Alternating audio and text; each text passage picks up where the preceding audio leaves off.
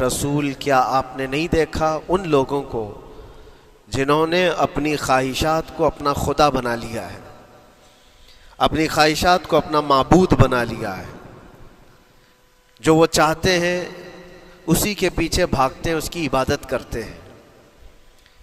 اور اللہ تعالیٰ فرماتا ہے اے نبی کیا آپ ایسوں کی سفارش کریں گے اور ایسوں کے آپ وکیل بنیں گے جو اپنے خواہشات کے پجاری ہیں؟ اور اللہ فرماتا ہے ان میں سے تو اکثر ایسے ہیں کہ انہیں عقل نہیں ہے، وہ جانوروں سے بھی بدتر ہے، جو اپنے خواہشات کے پیچھے بھاگ رہے ہیں۔ شیخ اعظم سیدنا محی الدین ابن عربی رحمۃ اللہ تعالی علیہ، ان کی کئی چیزیں لوگوں میں ایسی بھی مشہور تھی کہ شیخ محی الدین ابن عربی ایسے ایسے الفاظ بول جاتے ہیں جو شریعت میں ہوتے نہیں ہیں، بہت سارے مسائل ان کے ہیں۔ لیکن ایک بار شیخ محی الدین ابن عربی بیٹھے ہوئے تھے، کرسی پر ہیں، سامنے مریدین بھی ہیں، بہت سارے ملنے والے لوگ بھی آئے ہوئے ہیں۔ اسی اثنا میں انہوں نے ایک جملہ ایسا کہا، واقعی اگر آپ کے سامنے بھی ایسی بات آئے تو آپ بپھر جائیں۔ شیخ محی الدین ابن عربی کہتے ہیں اے لوگو جو تم سب یہاں میرے پاس بیٹھے ہو، تمہارا خدا میرے پاؤں کے نیچے ہوتا ہے، تمہارا خدا میرے قدموں کے نیچے ہوتا ہے۔ سب ظاہر سی بات ہے جیسے ایسا جملہ سنا تو اٹھ کر کے لوگ بھاگنا شروع ہو گئے کہ آدمی کافر ہو گیا۔ شیخ اعظم ہیں یہ حضرت محی الدین ابن عربی، جن کی بہت ساری کتابیں ہیں، تصوف میں آپ کا ایک بہت بڑا باب ہے۔ لوگ اٹھ کر کے ادھر سے ادھر چلنے لگ گئے کہ ایسے ایسے جملے بول رہے ہیں، یہ محی الدین ابن عربی کو ہو کیا گیا، خدا پیروں کے نیچے ہوگا، کفریہ جملہ ہے۔ سب تو چلے گئے، دو باقی رہ گئے جو مخصوص مریدین میں سے تھے۔ انہوں نے کہا کہ حضور جو جملے سنے ہم کو بھی کانوں پر یہ وزن لگ رہے ہیں، لیکن کیوں کہا آپ نے ایسا؟ اس کا کچھ معنی ہے؟ آپ جیسے عظیم المرتبت بزرگ سے ایسا جملہ کیسے ممکن ہے؟ انہوں نے فرمایا کہ ان سب کو بھی تو یہ پوچھنا چاہیے تھا میرے بولنے کا مطلب کیا ہے، فوراً بدگمانی کیا اور بھاگ گئے۔ تم دو باقی رہ گئے، میں بتاتا ہوں کہ میں نے یہ جملہ کیوں کہا تھا۔ تو کرسی پر بیٹھے تھے اور چٹائی نیچے بچھی ہوئی تھی یا قالین بچھی ہوئی تھی جس پر لوگ بیٹھے ہوئے تھے۔ آپ نے اپنے ان دو مریدین سے کہا یہ چٹائی اٹھاؤ۔ چٹائی اٹھائی تو دیکھا وہاں پر سونے کے چاندی کے سب سکے رکھے ہوئے تھے جو شیخ محی الدین ابن عربی کے پیروں کے نیچے تھے۔ کہا وہ جتنے آئے تھے وہ اسی کی عبادت کرتے تھے، اس لیے میں نے کہا کہ تمہارا خدا میرے پاؤں کے نیچے ہوتا ہے، وہ خواہشات کے پجاری ہیں۔ میں نے اللہ نہیں کہا، اللہ رب العزت وہ قادر مطلق ہے۔ میں نے کہا جس کی تم عبادت کرتے ہو، جس کو تم خدا بنائے رکھے ہو، وہ میرے پیروں کے نیچے ہوتا ہے۔ اور حقیقت ہے میرے عزیزوں، جنہوں نے خواہشات کے پیچھے بھاگنا شروع کیا در حقیقت وہ اپنا خدا بنا چکے ہیں ان کو۔ کیا ایسا نہیں ہوتا ہے کہ جو بندہ ضدی طبیعت کا ہوتا ہے چاہ لیتا ہے کہ یہ مجھے چاہیے تو چاہیے، یہ مجھے چاہیے تو چاہیے، یہ جو ضد ہے اپنی خواہش کو پوری کرنا، یہاں پر کہا گیا ہے کہ وہ اپنی خواہش کی عبادت کر رہا ہے، اس کے پیچھے بھاگ رہا ہے۔ اسی لیے اللہ کے نبی صلی اللہ تعالیٰ علیہ وسلم کی ایک حدیث میں آپ کو سناؤں۔ حضور اکرم صلی اللہ علیہ وسلم ارشاد فرماتے ہیں لا یؤمن احدکم حتی یکون ہواہ تبعا لما جئت بہ، تم اس وقت تک پورے مومن نہیں ہو سکتے جب تک کہ اپنی خواہشات کو میری مرضی کے مطابق نہیں بنا دو گے۔ حضور کے قدموں میں لا کر اپنی ہر خواہش کو قربان کرنا ہو، یہ نہیں کہ میری چاہت تو ایسی ہے، میں خواہش ایسی رکھتا ہوں لیکن شریعت ایسا کہتی ہے۔ یہ جب ٹکراؤ آیا تو سمجھ لو کہ تمہارے اندر ایمان آیا ہی نہیں ہے، تم مومن نہیں ہو۔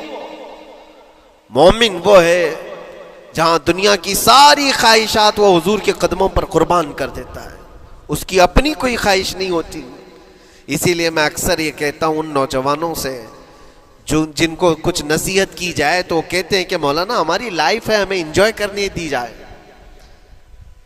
یہ ابھی تو ہماری لائف ہے، ہماری اپنی لائف کو ہمیں انجوائے کرنے دیا جائے. نادان کس نے کہا کہ تیری اپنی لائف ہے؟ تیری لائف ہے کہاں؟ زندگی یہ نہیں کسی کی کسی کے لیے، زندگی ہے نبی کی نبی کے لیے. اور نہ سمجھ مرتے ہیں زندگی کے لیے، ارے جینا مرنا ہے سب کچھ نبی کے لیے. جو خواہشات کو لا کر کے حضور کے قدموں پر رکھ دیتا ہے تو پھر وہ کہتا ہے میرے عزیزوں، وہ پھر آ کر کے یہ کہتا ہے اپنی خواہشات، اپنی طبیعت جہاں سب مر جاتی ہے آدمی کی، اس کی اپنی کچھ نہیں ہوتی، تب اس مومن کی زبان سے یہ نکلتا ہے یا رسول اللہ زمین و زمان تمہارے لیے، مکین و مکان تمہارے لیے، چنین و چنا تمہارے لیے، بنے تو جہاں تمہارے لیے، ہم آئے یہاں تمہارے لیے، اٹھے بھی وہاں حضور کے لیے. اس کا اپنا کچھ نہیں ہوتا. اپنی خواہش ہوگی تو میں کرتا رہے گا، اور جتنی خواہشات کے پیچھے بھاگتا رہے گا دنیا اس کا پیچھا کبھی نہیں چھوڑتی، اور نہ ہی دنیا اس کو کبھی سیراب ہونے دے گی، کبھی پیٹ بھرنے دے گی ہی نہیں. وہ بھوکا ہی رہے گا، وہ پیاسا ہی رہے گا جو دنیا کے پیچھے بھاگتا ہے.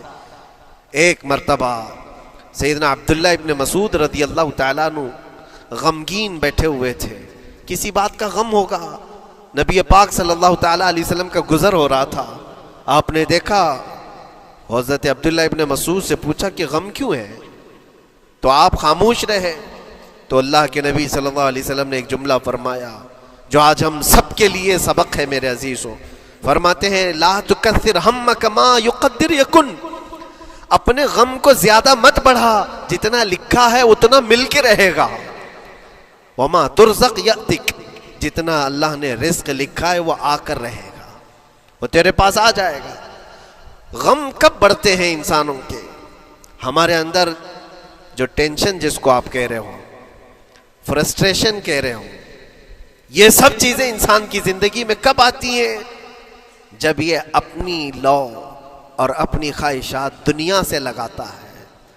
خالق سے اگر لگاتا ہے تو پھر اس کے غم نہیں بڑھتے، بلکہ غموں کا مداوا ہے. اسی لیے بزرگوں نے فرمایا کہ اگر ٹینشن فری جینا چاہتے ہو تو انسانوں سے امیدیں کم کر لو، اللہ کی ذات سے یقین بڑھا لو، اس کی ذات سے یقین بڑھاؤ. ہم نے دیکھا ہے اپنی زندگی میں جس سے ہم ملتے رہے، جس سے کچھ خواہشیں رکھتے رہے یا جس کے متعلق کچھ امیدیں وابستہ کر رکھی، یہاں امیدیں ٹوٹ جاتی ہیں، پھر انسان کا غم بڑھتا ہے، انسان مغموم ہو جاتا ہے. اللہ کی ذات سے جو وابستہ ہوا اور وہاں جو آس لگایا وہ ہر دن بشاشت کے ساتھ جیتا ہے، یقین کے ساتھ جیتا ہے. اسی لیے میرے عزیزوں، یہاں جس نے بھی اپنے خواہشات کو دنیا کے ساتھ لگایا ہے اسے کم کرنا ہے. لا تکثر ہمک ما یقدر یکن، اللہ کے نبی فرماتے ہیں اپنے غموں کو زیادہ مت کر، جتنا لکھا ہے اتنا تجھے مل کر رہے گا. اس دار فانی میں، اس عمل کی دنیا میں ہم نے اپنے بہت ساری چیزیں پھیلا رکھی ہیں. ایک چیز میں آپ کو بتاؤں کہ کبھی کبھار میں دیکھتا ہوں موبائل کو، اب سب کے ہاتھوں میں موبائل ہے، اور کبھی کبھار یہ اسٹک بھی ہوتا ہے. اچھی کمپنیوں کے موبائل بھی اسٹک ہو جاتے ہیں، یا تو کبھی بہت زیادہ بیٹری گرم ہو جاتی ہے اور موبائل بھی گرم ہونے لگتا ہے. پھر اس کا حل کیا ہے؟ ایکسپرٹ سے پوچھتے ہیں موبائل کبھی ہینگ ہو رہا ہے یا کبھی بہت بیٹری گرم ہو رہی ہے، اس کے ریزن کیا ہے؟ تو وہ ایکسپرٹ یہی بتاتے ہیں کہ اس کے اوپر اوور لوڈ ہو سکتا ہے، بہت زیادہ اس میں ڈاٹا جمع ہو چکا ہے اور پھر بیک گراؤنڈ میں ایکٹیو ہے بہت زیادہ، جس کی وجہ سے بیٹری ہارمفل ہے، بہت زیادہ گرم ہو جاتی ہے. یا تو پھر ایک ساتھ کئی چیزیں اس کے اندر ڈال دی جاتی ہیں تو اس کا پروسیس کم ہو جاتا ہے، اسٹک ہو جاتی ہے. یہ تو موبائل ہے جو تمہیں سکھا رہا ہے. یہی چیز ہے دنیا کے ہمارے اس لائف میں، ہماری زندگی میں بہت زیادہ چیزیں اگر دماغ میں آ جاتی ہیں تو پھر دماغ گرم بھی ہو جاتا ہے اور اسٹک بھی ہوتا ہے، ہر چیز سوچنے سے بھی عاری ہو جاتا ہے. صحیح طریقے کے فیصلے نہیں لے پاتا. اچھا نقصان کیا ہے اس کا؟ سیم ہم نے موبائل ایکسپرٹ سے بھی پوچھا. جب موبائل بہت زیادہ گرم ہونے لگے یا اسٹک ہونے لگے تو اس کو کیا کرنا چاہیے؟ تو ایکسپرٹس بتاتے ہیں کہ اس کے ریڈیشن بہت زیادہ ہوتے ہیں اس وقت اور یہ نقصان پہنچا سکتا ہے. جو استعمال کر رہا ہے اس کے دماغ پر بھی اثر کرے گا, آس پاس کے لوگوں پر بھی اثر کرے گا. ایک موبائل کے اوپر اگر زیادہ لوڈ آ جائے تو اس کے ریڈیشن آس پاس سب کو خراب کرتے ہیں. یہی حال انسان کی زندگی کا ہے. تمہارے دماغ کے اوپر اگر غم زیادہ بیٹھ گئے اور بہت زیادہ دماغ حاوی ہو گیا تو خود کا تو نقصان کرو گی ہی, آس پاس جتنے ہیں سب کا نقصان کرو گے. تمہاری وجہ سے تمہارے ماں باپ بھی پریشان, تمہاری اولاد, تمہارے بیوی بچے سب اس پہ ان سب چیزوں میں ملوث ہو جاتے ہیں. اب اس کا علاج کیا ہے؟ کہا گیا موبائل کو آف کر دو, ڈیٹا کم کر دو, اس کے اندر سے کچھ چیزیں ڈیلیٹ کر دو, پھر یہ اپنے نارمل حالت میں آ جائے گا. سیم آپ کے لیے بھی ہے. دماغ میں دنیا کے بہت سارے فطور بھرے ہو تو تھوڑی چیزیں ڈیلیٹ کر دو, تھوڑے دنوں کے لیے اپنی اس ایکٹیو لائف کو روک دو اور آ جاؤ اللہ کی بارگاہ میں اور آنکھ بند کر کے اس کی طرف لو لگاؤ. اس لیے کہ ہماری بیٹری جو چارج ہوگی وہ خالق کائنات سے ہی ہوگی. بنانے والا ہی بہتر جانتا ہے اس کی زندگی کس چیز سے چلتی ہے. اور اسی لیے کہا ہے, امام غزالی رحمۃ اللہ تعالی علیہ فرماتے ہیں, جو بندہ اللہ کے ذکر سے کئی دن تک غافل ہوتا ہے تو مردہ لاش ہے جو چل رہا ہے, بازاروں میں جو چل پھر رہا ہے, ذکر الہی نہیں کرتا تو اس کی روح ختم ہونے کے قریب آئی ہے. یہ زندہ لاش ہے. یہاں زمانے ہو گئے, مہینوں بیت گئے, برسوں ہو جاتے ہیں. کتنے دن ایسے ہیں آپ نے اللہ کے ذکر کے لیے الگ سے وقت نکالا ہو؟ کہاں ہے وقت؟ نماز بھی ایسے پڑھ کر کے بھاگ جاتے ہیں جیسے لگتا ہے کہ کوئی چیز ہمارے اوپر سوار تھی, جلدی سے ہٹا دی اور بھاگ گیا.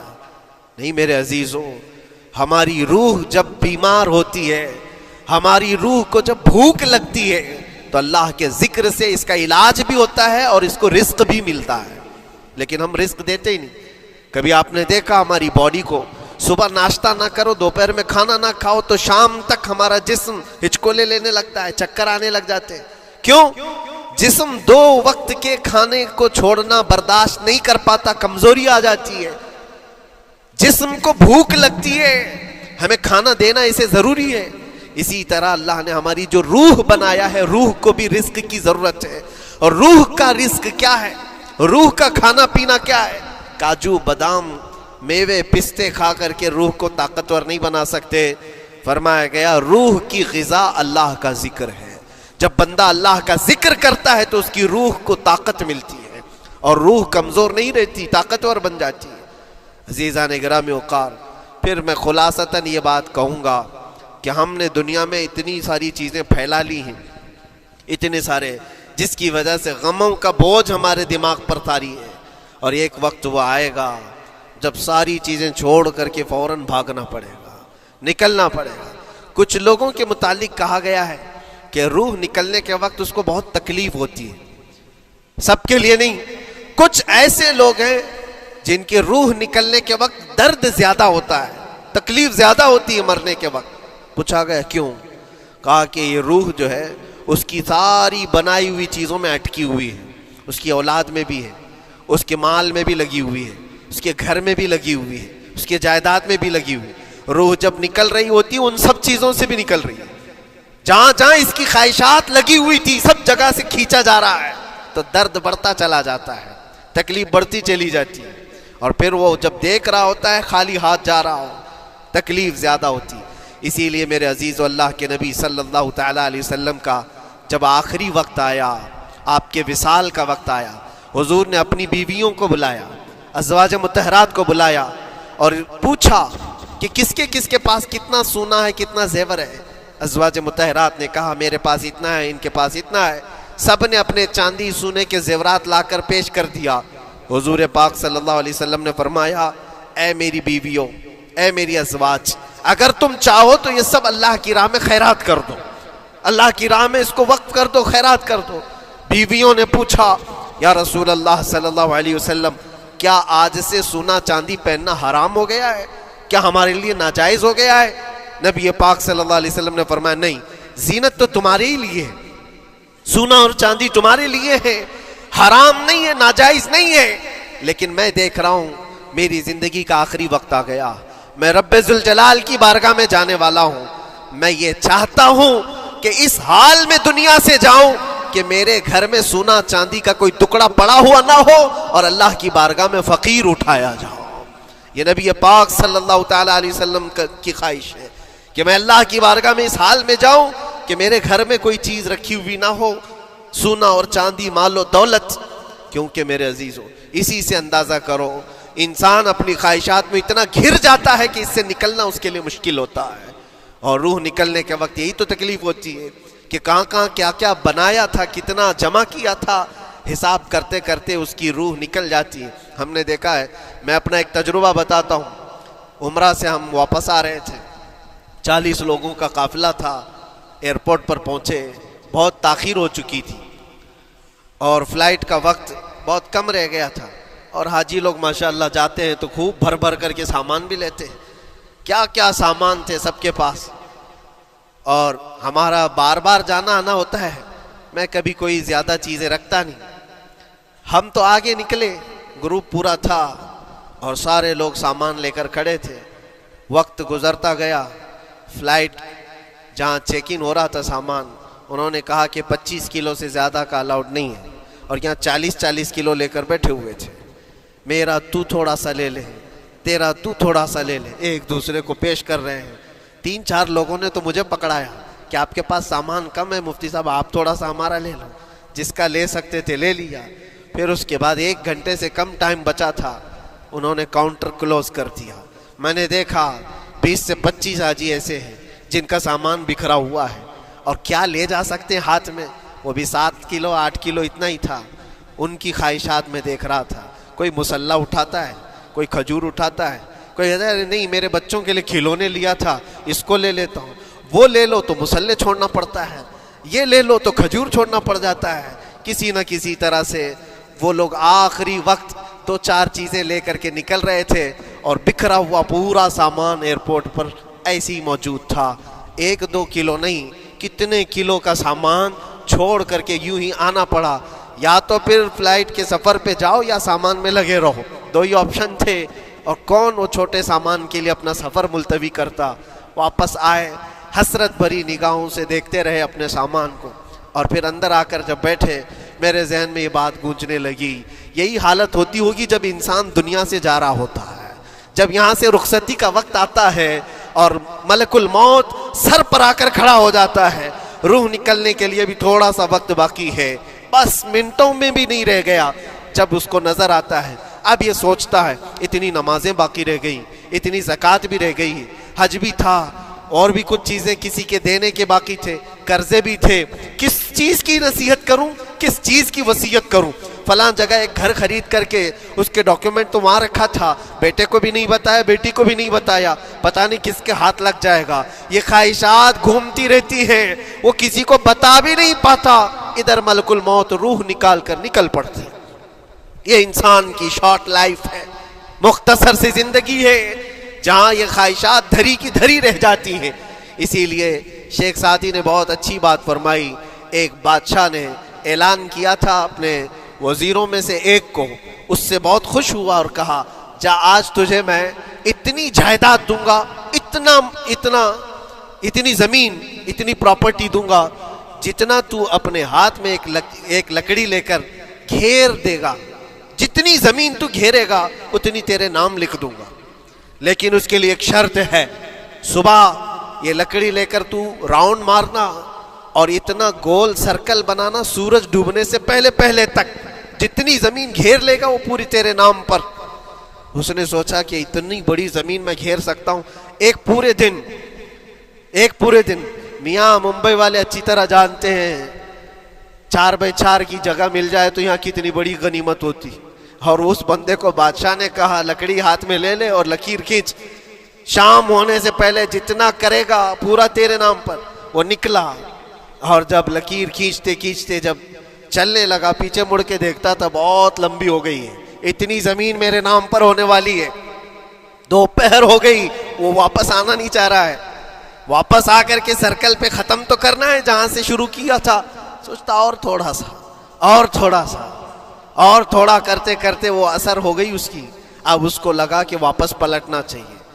کئی کلومیٹر ہو گئے تھے, اتنے کلومیٹر کی زمین اب وہ اپنے نام پر کروانے والا تھا. لیکن جب واپس پلٹنے کا وقت آیا سانس پھولنے لگ گئی, کیونکہ صبح سے چل رہا ہے, کھایا بھی نہیں ہے, پیا بھی نہیں ہے, جس چیز کو جمع کرنے کے لیے دوڑتا رہا. اب سورج پیلا پڑ گیا, ڈوبنا کے وقت قریب آنے لگا تو اب بھاگنا شروع کیا. بادشاہ اور اس کے وزیر انتظار کر رہے تھے کہ یہ لوٹے گا بھی. اب دیکھا بڑی دور سے یہ دوڑتا دوڑتا آ رہا ہے اپنی لکڑی کو لکیر زمین پر کھینچتے ہوئے کہ جلد سے جلد اپنے اس پوائنٹ پر پہنچ جاؤں جہاں سے شروع کیا تھا. سانس پھولنے لگ گئی, دوڑتے دوڑتے ہانپنے لگ گیا. سورج ڈوبنے کے قریب آ گیا, آخری کرنیں باقی تھی اور اس کا پوائنٹ بھی قریب آ گیا تھا. دوڑتے دوڑتے کسی طرح سورج غروب ہونے سے پہلے پہنچ گیا وہاں پر, لیکن کثرت سے بھاگنے کی وجہ سے ٹھوکر کھا کر کے گر گیا اور اپنے اس پوائنٹ پر لکڑی لا کر کے جمع کر دیا. بہت بڑا سرکل, بہت بڑی لکیر کھینچا تھا, لیکن ایسا گرا کہ دوبارہ اٹھ نہیں سکا. جب سپاہی اٹھانے کو آئے تو اس کی موت ہو چکی تھی, اس کی روح نکل چکی تھی. اتنا دوڑا تھا اس کی روح نکل گئی. بادشاہ نے کہا اس نے صبح سے لے کر شام تک اپنے نام جائیداد کرنے کے لیے اتنی دوڑ لگائی, بہت لمبی لکیر کھینچا, اتنی بڑی پراپرٹیز کے نام پر ہوتی, لیکن عقل مند دانشور تھا بادشاہ. اس نے کہا جہاں یہ گرا ہے وہیں اس کو دفن کرو. اور اس کے بعد اس کی قبر پر لکھا گیا تھا کہ اس کو ضرورت اتنے 2 گز زمین کی تھی, دوڑتا کتنا لمبا رہا, صبح سے شام تک اتنی لمبی لکیر کھینچ لیا, لیکن سونے کے لیے اس کو جو جگہ چاہیے تھی وہ بس اتنی ہی سی تھی, وہ 6 فٹ کی جگہ. عزیزان گرامی, یہ ایک زندگی کے کسی کا حادثہ ہو سکتا ہے, لیکن میں نے دیکھا ہے کہ تقریباً سب کی لائف میں یہی ہے. ہم اپنی خواہشات کے پیچھے اتنی تیز دوڑتے رہتے ہیں, لیکن جس چیز کی ہمیں ضرورت ہے اس کی طرف ایک بار بھی نظر نہیں کرتے. کون سی چیز ہے جس کی ہمیں ضرورت ہے؟ وہ ہمیشہ کی زندگی آخرت کے لیے جو چیز چاہیے وہ اللہ کا ذکر ہے, وہ رب ذوالجلال کی ذات پر یقین اور توکل ہے. آج اللہ نے صحت و سلامتی کے ساتھ زندگی دی ہے تو وقت نکالو اور بارگاہ رب العزت میں آ جاؤ. میرے عزیزوں, آخری بات عرض کرتا ہوں, خواہشات جہاں ختم ہونی چاہیے وہ کیسی ہے, وہ کیسے ہے؟ اللہ کے نبی صلی اللہ تعالیٰ علیہ وسلم مجلس میں بیٹھے, ایک صحابی کا مسئلہ تھا. ایک صحابی کا مسئلہ ایسا تھا کہ وہ صبح جلدی دوڑ کر کے چلے جاتے تھے. صحابہ نے ان کی شکایت کی کہ یہ فجر میں اتنی جلدی چلے جاتے ہیں کہ کسی سے ملتے ہی نہیں. حضور نے پوچھا کہ وجہ کیا ہے؟ ان سے پوچھا گیا تو انہوں نے کہا یا رسول اللہ صلی اللہ علیہ وسلم, میرا گھر ایک یہودی کے گھر سے لگا ہوا ہے, اور یہودی کے گھر پہ ایک کھجور کا درخت ہے جس کی شاخیں میری آنگن میں بھی آتی ہیں, اور پکی کھجوریں صبح صبح میرے آنگن میں گر جاتی ہیں. میں اس لیے جلدی دوڑ کر کے جاتا ہوں, میرے بچے اٹھنے سے پہلے وہ کھجوریں جمع کر کے میں اس یہودی کو دے دوں کہ کہیں انجانے میں میرا کوئی بچہ وہ کھجور کھا نہ لے. ہمارے لیے وہ حلال نہیں ہے. یہ صحابی رسول کا عمل تھا. اللہ کے نبی صلی اللہ علیہ وسلم نے فرمایا اپنے بچوں کو حلال کھلانے کے لیے اتنی فکر, اتنی فکر. عزیزان گرامی وقار, آپ سنیے, یہ تو حالات ایسے ہو گئے یہاں بڑے بڑے درخت ہی نگل گئے, کھجور تو چھوڑے, ڈکار بھی نہیں. حرام چیزوں کے اوپر تو کئی لوگوں کی زندگی آباد. خیر, حضور پاک صلی اللہ علیہ وسلم نے ان کا مسئلہ دیکھ کر کے, ان کی تکلیف کو دیکھ کر کے اپنے صحابہ میں اعلان کیا, کوئی ہے جو اس یہودی کا درخت خرید کر کے میرے اس صحابی کو دے دے, میں اسے جنت میں پورا باغیچہ عطا کروں, جنت میں پورا باغ اسے عطا کروں. صحابہ, ظاہر سی بات ہے, ایک بار حضور نے فرمایا تو پھر اس کو حاصل کرنے کے لیے ایسی دوڑ لگتی تھی, سب گئے, میں حاصل کر لوں, میں حاصل کر لوں. اب اس یہودی کو منانا تھا کہ تو ایک درخت جو ہے اپنے پڑوسی کو بیچ دے, آنگن میں اس کے ہے, بیچ دے. اب اس کو لگا کہ ان لوگوں کی ضرورت ہے, مجبوری ہے, تو وہ بھی اکڑ کر بیٹھا کہ مجھے بیچنا نہیں, مجھے دینا نہیں. اب سنیے میرے عزیزوں, مدینے میں ایک صحابی ہیں ابو دحداح, اللہ اکبر, کبھی میں پڑھتا ہوں تو حیرت ہوتی ہے. ابو دہداہ مدینے کے اس صحابی کا نام ہے جن کا باغیچہ پورے مدینے میں سب سے مشہور ہے. ان کی کھجوریں سب سے مہنگی کھجوریں. اوالی مدینہ آج بھی مشہور ہے جہاں کی اجوا کھجوریں بہت پسند کی جاتی ہیں. ابو دہداہ کا باغیچہ بنا ہوا تھا, بڑا خوبصورت تھا. لوگ مثال دیتے تھے, تعریفیں کیا کرتے تھے, ابو دہداہ کا باغیچہ مدینے میں سب سے قیمتی باغیچہ ہے. ابو دہداہ حضور کی بارگاہ میں آتے ہیں, کہتے ہیں یا رسول اللہ صلی اللہ علیہ وسلم, اگر میں اس ایک درخت کو خرید کر کے وقف کر دوں تو کیا میرے آقا مجھے بھی ملے گا جنت میں؟ اللہ کے نبی نے فرمایا جو میں نے وعدہ کیا ہے وہ تجھے بھی عطا کیا جائے گا. ابو دہداہ کہتے ہیں اس یہودی کے پاس سیدھے آتے ہیں, کہا کہ تو ایک درخت بیچ دے گا, بدلے میں تجھے بہت اچھی قیمت دیتا ہوں. اس نے کہا کیا دو گے؟ کہا مدینے میں ابو دہداہ کا باغیچہ تمہیں پتا ہے؟ اس نے کہا ہاں جانتا ہوں, نام بہت سنا ہوا ہے. کہا وہ پورا باغیچہ اس ایک درخت کے بدلے دے دیا جائے گا, ایک درخت کے بدلے دے دیا جائے گا. اس یہودی نے کہا کیا مذاق کر رہے ہو؟ یہ کیا مذاق ہے؟ میرے آنگن میں اگے ہوئے ایک درخت کی وجہ سے ابو دہداہ کا اتنا قیمتی باغیچہ دے دیا جائے گا, یہ کیسے پاسبل ہے؟ اس صحابی نے کہا اللہ کے نبی کی بات ہے, ہم مذاق نہیں کرتے. ہمارے لیے وہ ایک باغیچہ کیا ایسے 70 باغیچے ہوں, نبی پاک کی بات پر ہم سب عطا کر دیں, سب ہم وقف کر دیں.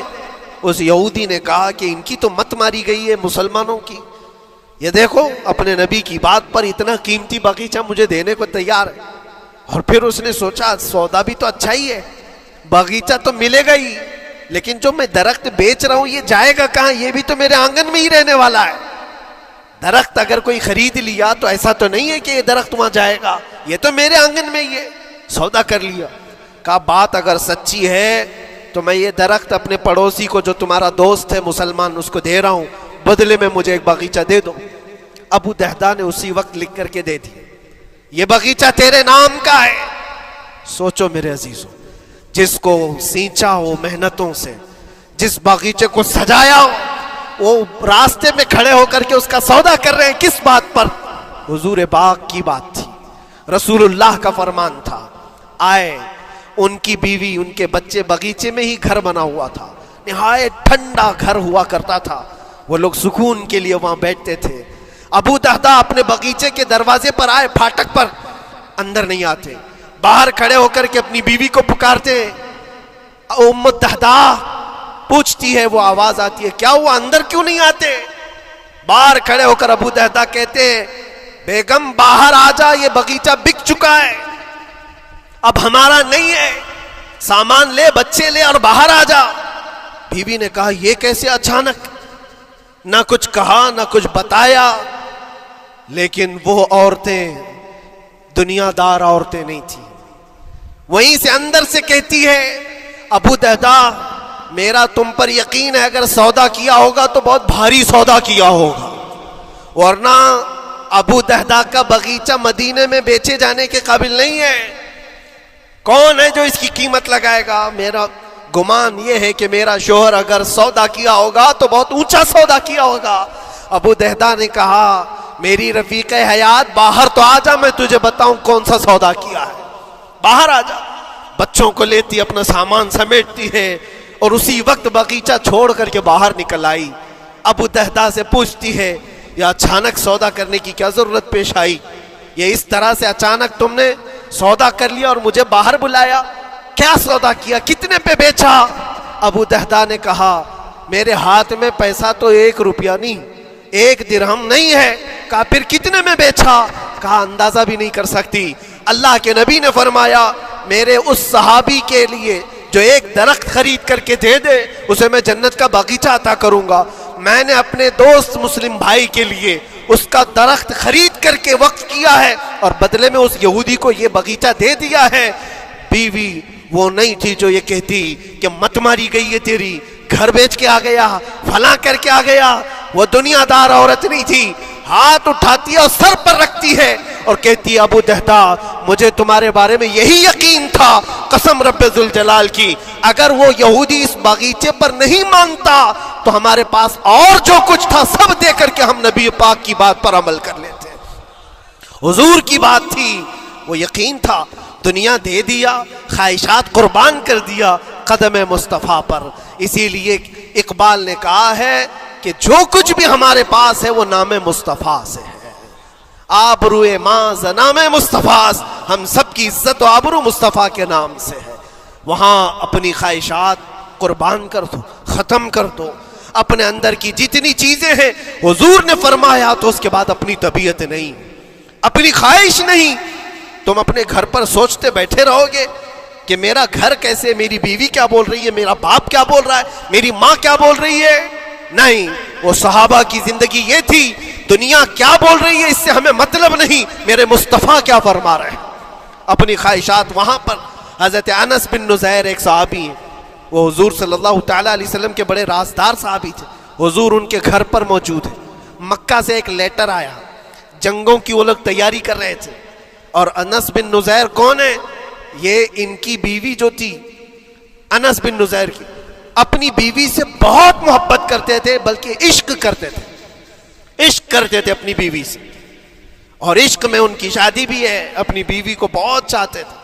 اب سنو، مصطفیٰ کریم صلی اللہ علیہ وسلم انس بن نزیر کے گھر پر ہے، مکہ سے ایک قاصد آیا اور رازدارانہ طور پر ایک خط دیا، کہا مکہ والے جنگوں کی تیاری کر رہے۔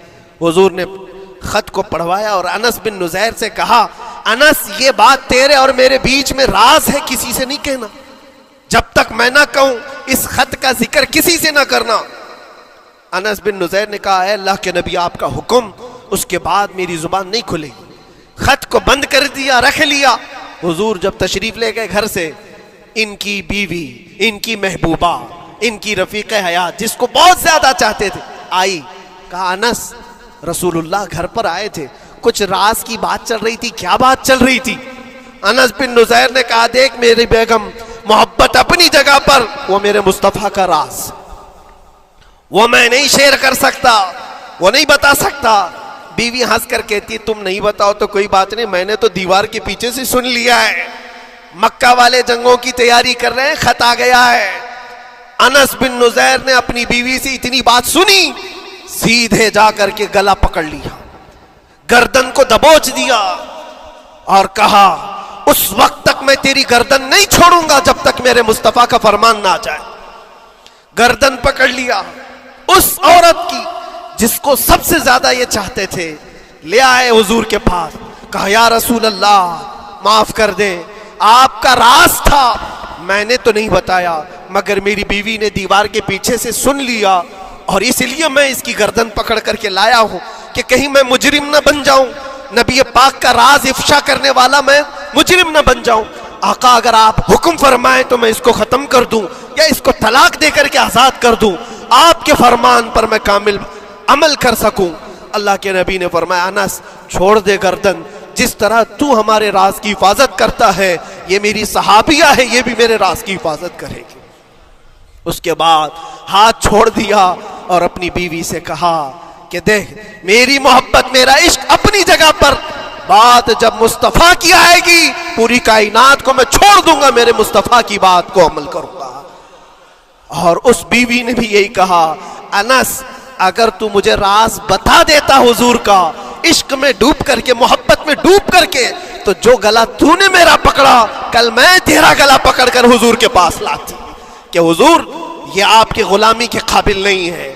یہ ان کا کمال درجے کا ایمان تھا، اپنی خواہشات کو قربان کر دیا۔ ایک مدینے کی خاتون ایسی ہے، سب سے زیادہ حسین و جمیل لڑکی ہے، حضور کے پاس ایک حبشی کالے رنگ کے صحابی ہیں، آئے کہا یا رسول اللہ مجھ سے کوئی شادی نہیں کرتا۔ حضور نے فرمایا کہ جا میں تیری شادی کے لیے ایک جگہ پر پیغام بھیجتا ہوں، اور بھیجا اس لڑکی کے گھر، انصاری صحابی کی ایک لڑکی اتنی خوبصورت ہے مدینے میں، ان کے گھر بھیجا۔ یہ تو حبشی قسم کے تھے، یہ ایک پیغام لے کر کے جب آئے، ماں باپ باہر بیٹھے ہوئے، لڑکی اندر ہے، ماں باپ نے دیکھا کیوں آئے ہو؟ کہا میں پیغام لے کر آیا ہوں۔ کس چیز کا؟ آپ کی بیٹی سے نکاح کا۔ کس نے بھیجا؟ کہا اللہ کے رسول نے۔